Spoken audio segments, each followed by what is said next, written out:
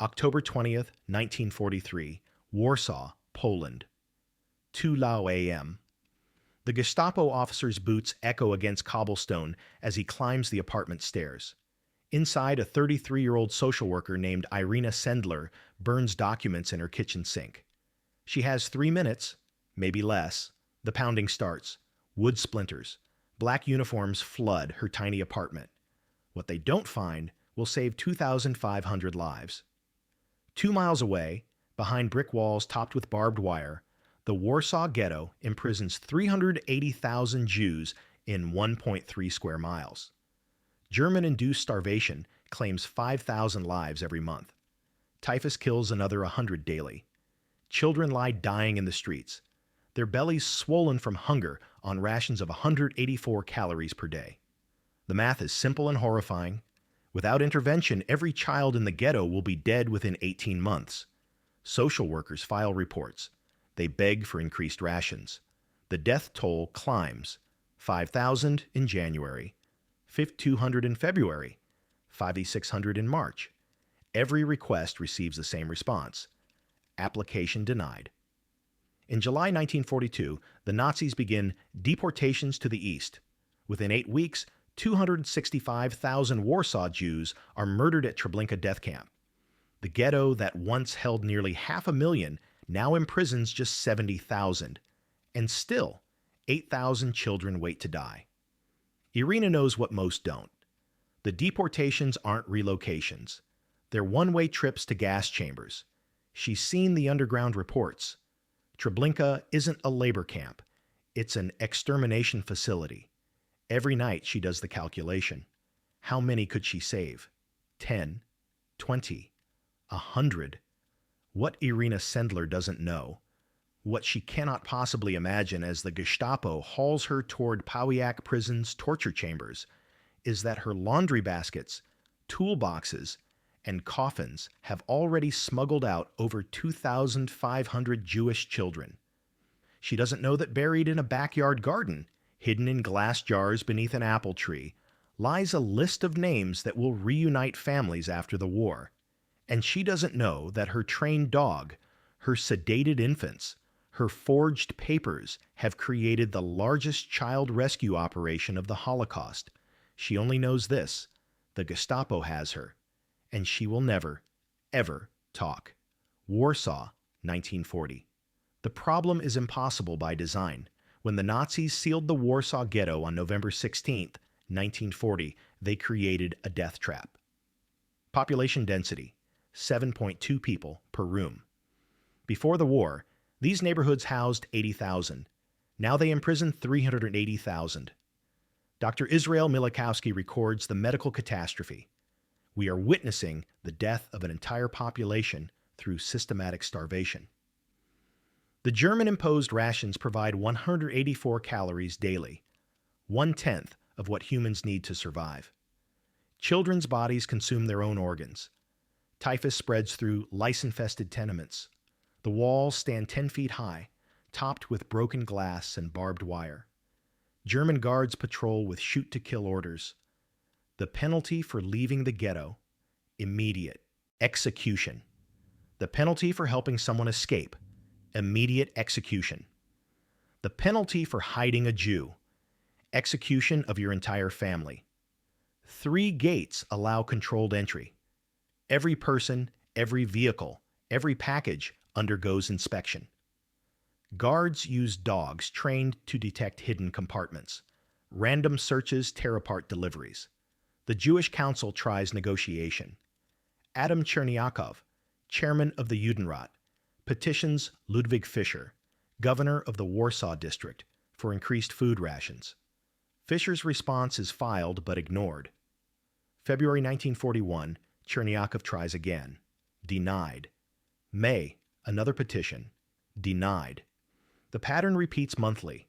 Requests filed, nothing delivered.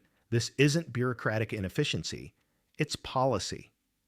Polish social welfare organizations submit detailed reports documenting child malnutrition and projected mortality. The reports reach German offices, where they're stamped, filed, and ignored.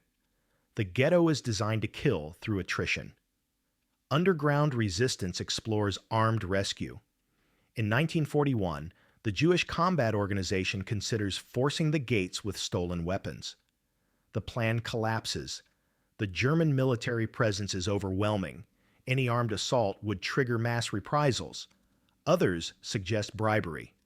Some Polish police can be paid to look away.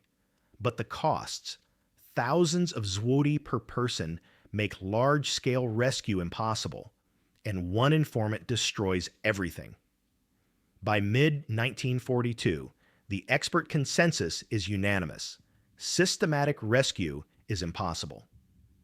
Dr. Emanuel Ringelblum, the ghetto's historian, documents the despair.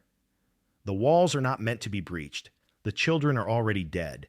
We simply haven't buried them yet. The Warsaw Underground's Żegota Council, formed in December 1942 to aid Jews, faces the same horror. Even if they smuggle children out, where would they go? Hiding a Jewish child requires forged papers, families willing to risk execution, and ongoing support. The infrastructure doesn't exist.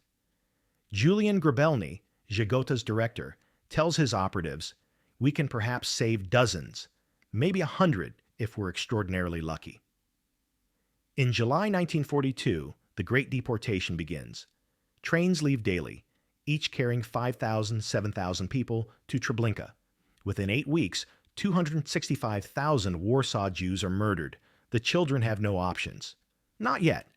Irena Sendler is nobody special.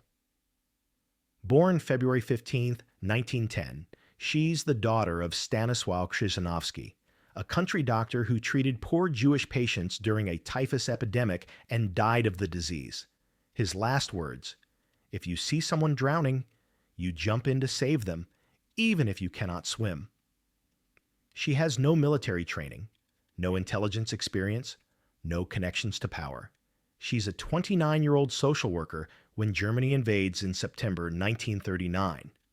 Her qualifications: a literature degree and a bureaucratic job processing aid applications. Her most notable rebellion was sitting with Jewish students in segregated university ghetto benches. Nothing suggests heroism on an industrial scale. When the ghetto is established in October 1940, her job continues: inspect sanitary conditions, distribute aid, file reports. Her credentials allow entry through the gates. She walks those streets daily. She sees the children. May 1942.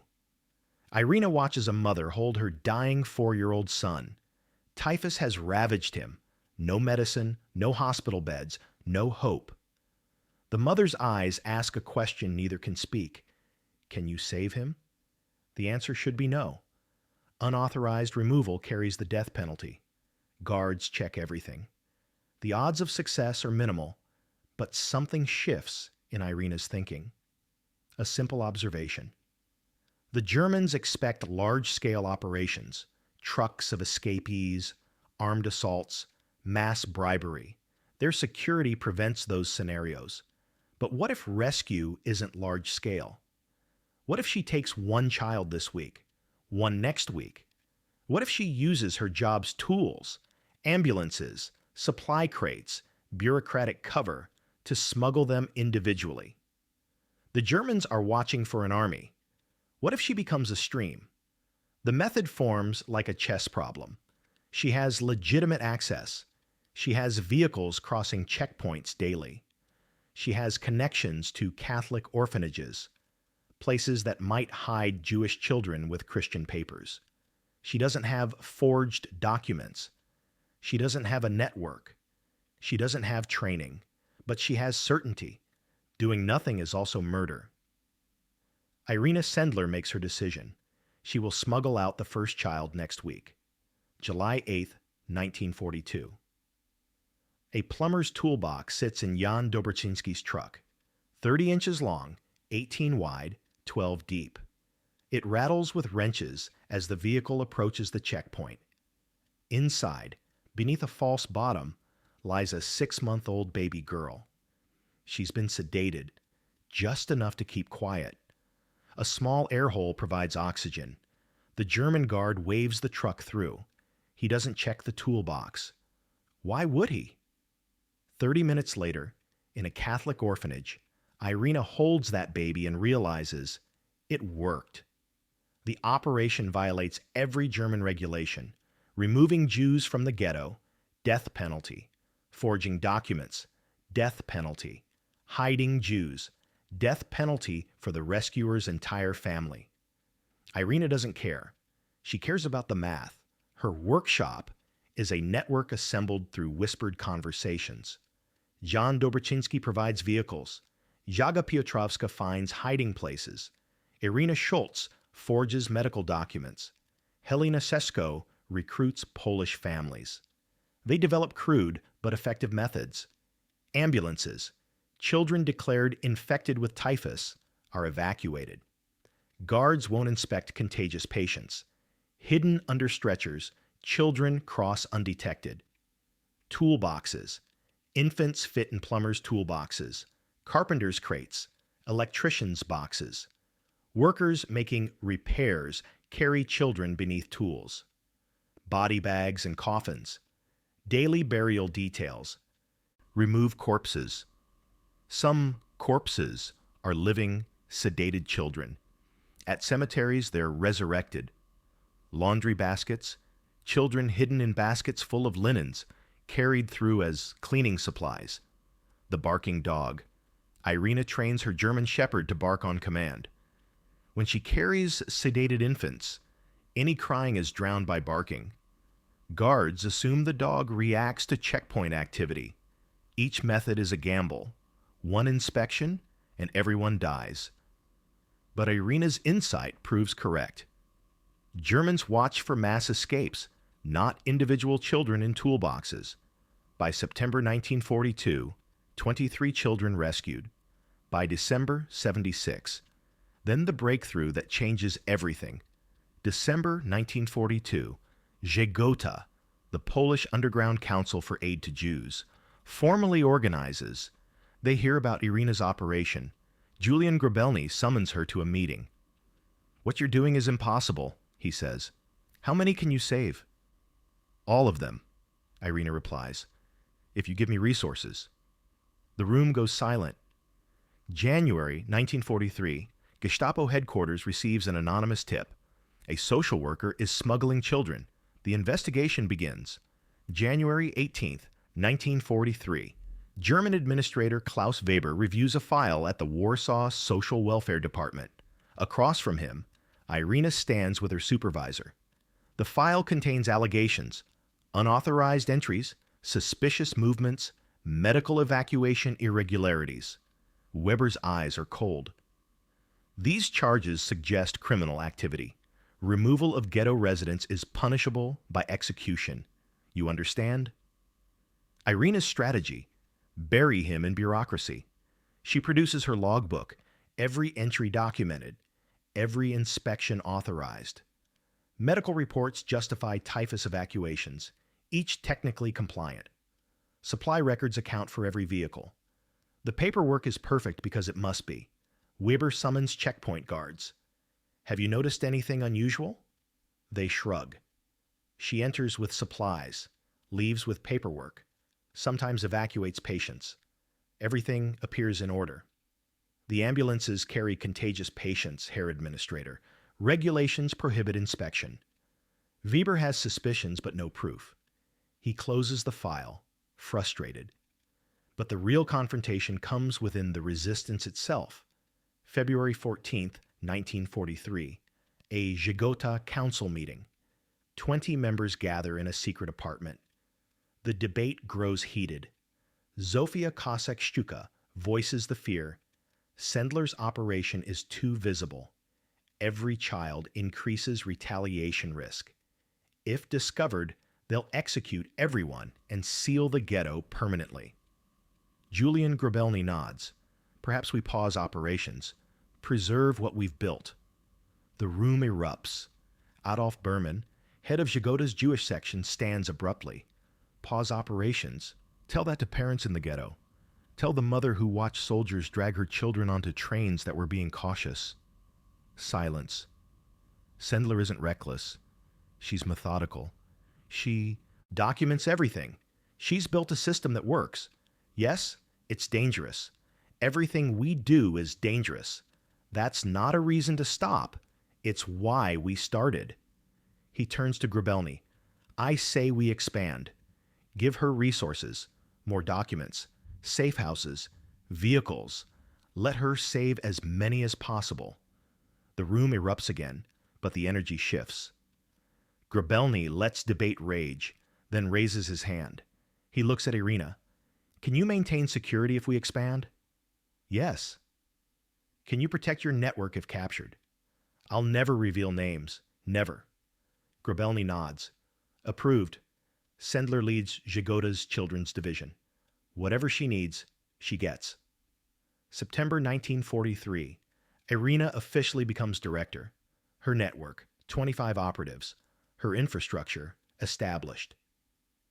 By October 1943, 2,500 children rescued. Then, October 20th, the Gestapo kicks down her door.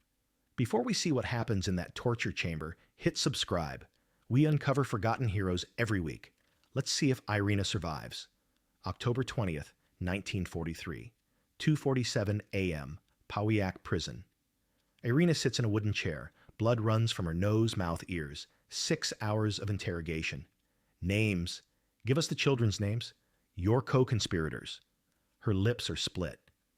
I don't know what you're talking about. They break her legs, both feet. Bone cracks echo. Names.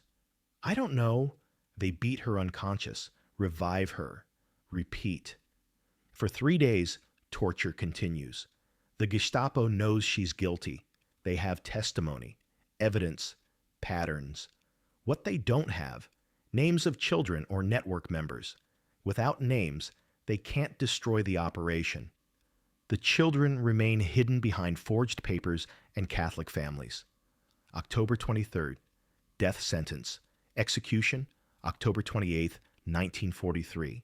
Her cell is underground, crawling with rats. Her shattered feet untreated, infected. She will limp for life, but the jars remain buried. The names remain secret. October 27th, 11 Warsaw p.m. 18 hours before execution. A guard enters, unlocks shackles, pulls her up. What? Shut up and walk. He drags her through corridors, upstairs. Then she's outside, in an alley, and he presses German marks into her hands. Go, disappear. If they find you, we both die. Jagota bribed him with 50,000 zloty, a year's salary. The guard returns and files. Prisoner shot attempting escape. Body disposed of. Irena Sendler is officially dead. But she's alive, hidden in Warsaw, barely able to walk, her network intact. And the children keep being rescued. November 1943. Unable to enter the ghetto, Irena's network adapts. Jaga Piotrowska takes over smuggling. Irena Schultz forges papers. Jan Dobrzyński coordinates vehicles. The system operates without her because she designed it to be resilient. Germans never realize she survived. They don't investigate. Prisoners shot escaping is routine. Meanwhile, Jewish children learn Christian prayers. Names change. Smul becomes Stefan. Bluma becomes Barbara. Catholic families pass them as relatives from the countryside. Documentation is meticulous. Each child receives forged birth certificates, baptismal records, identity cards. The forgeries fooled German authorities throughout the war. Buried beneath an apple tree in Jaga's garden, in glass jars sealed with wax, the master list. 2,500 names. Each entry contains 3 pieces. Original Jewish name, new Christian identity, hiding location. The list is a death sentence if discovered, but without it, the children's Jewish identities die. After the war, Irena insists, these children must know who they are. They must find their families, if any survive. January 1945. Soviet troops liberate Warsaw. Of 380,000 Jews imprisoned when the ghetto sealed, fewer than 5,000 survive. Most died of starvation before deportations. 265,000 were murdered at Treblinka. The final 50,000 died during the Warsaw Ghetto uprising or subsequent deportations, an entire population erased. But in Jaga's garden, 2,500 names representing impossible truth. 2,500 Jewish children survived, April 1945. Irena's team digs up the jars. The paper is yellowed, some ink smudged, but names are legible. Reunions begin slowly. Red Cross contacts, newspaper advertisements, Jewish organizations searching for survivors. Most children have no family. Parents died in Treblinka, grandparents in the ghetto. Many don't remember being Jewish, but some reunions happen. Some find surviving aunts, uncles, cousins who survived camps. Elżbieta Fichowska, smuggled out at 6 months in a toolbox, meets her biological family decades later. The silver spoon her mother hid becomes proof connecting her to her past. The scale is staggering. Before the final chapter, comment, "Had you heard of Irena?" Hit like if more should know her story. May 12, 2008, Warsaw. Irena Sendler dies at 98. The woman who saved 2,500 children spent post-war decades in obscurity. Communist Poland, suspicious of underground members, harassed former Gestapo operatives. Irena worked menial jobs, lived in a small apartment, walked with a permanent limp. She never sought recognition. I could have done more. I should have saved more. Her rediscovery came from Kansas, Uniontown High School. Teacher Norm Connard assigns a project: find an unsung Holocaust hero.